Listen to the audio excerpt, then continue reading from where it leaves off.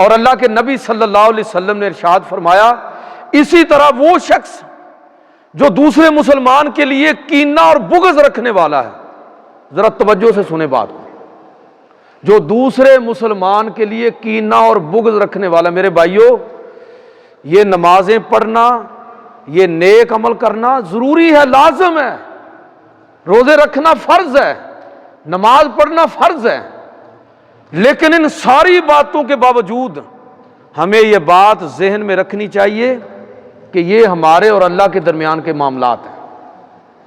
اللہ یہ دیکھتا ہے کہ میرے بندوں کے ساتھ اس کا تعلق کیا ہے۔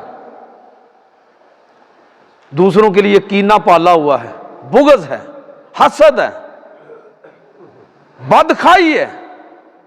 مجھے آپ یہ بتائیے کہ میں اور آپ اگر کسی کا برا کرنا چاہیں تو کر سکتے ہیں؟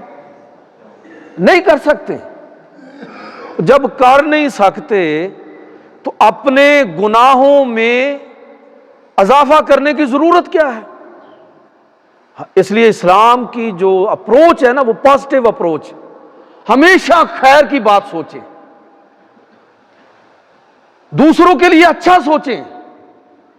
یہ سوچنے کا جو حدیث ہے نا انما الاعمال بالنیات، اس کا مطلب یہی ہے کہ آپ اچھا سوچیں گے، اللہ تعالیٰ آپ کے نامہ اعمال میں ثواب لکھ دے گا۔ آپ کے اچھا سوچنے سے ضروری نہیں کہ اس کا اچھا ہو جائے، اس کا اچھا ہو نہ ہو آپ کا بھلا ہو جائے گا۔ اس لیے بندہ مومن کو دوسرے کے لیے بغض اور کینہ رکھنا جبکہ اس کا کوئی فائدہ نہیں ہے تو یہ منع کر دیا کہ آپ اس طرح کا رویہ دوسروں کے بارے میں اختیار نہ کریں، ممانعت کر دی۔